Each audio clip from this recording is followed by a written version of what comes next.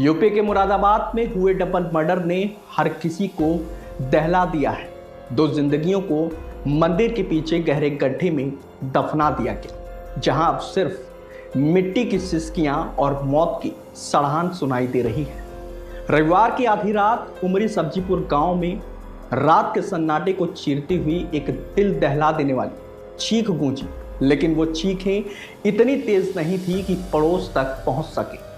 गांव की एक छोटी सी कच्ची पक्की गली में काजल का घर। काजल जो दिन में एक प्राइवेट स्कूल में बच्चों को पढ़ाती थी और रात में अपनी किताबों में खोई रहती थी। उस रात अपने कमरे में वो अकेले नहीं थी, उसके साथ था अरमान।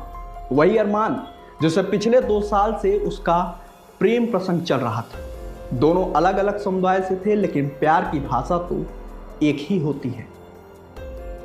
दोनों कमरे में एक साथ मौजूद थे, तभी अचानक दरवाजा खुला और काजल के 3 भाई रिंकू, राजाराम और सतीश अंदर घुस गए। तीनों की आंखों में गुस्सा, हाथों में फावड़ा। आखिर क्या देख लिया था?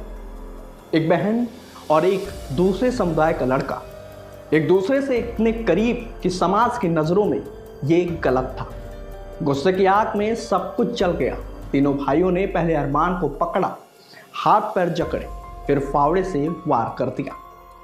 प्रेमी को कटता देख काजल चीखी, रोई, गिड़गिड़ाई, भैया मत मारो, हम बस प्यार करते हैं। लेकिन भाइयों के कान पर जूं नहीं रेगा। गुस्से की आग में डूबे भाइयों ने बहन को भी उसी फावड़े से मौत के घाट उतार दिया। वारदात को अंजाम देने के बाद खून से सने दोनों जिस्मों को देखकर तीनों सहम गए कि अब सबूत मिटाना है। रात के अंधेरे में तीनों भाइयों ने दोनों शव गांव से करीब 2 किलोमीटर दूर गागर नदी के किनारे ले गए, जहां नीम करौली बाबा मंदिर के ठीक पीछे एक खेत में गड्ढा खोदा और दोनों को वहीं दफना दिया।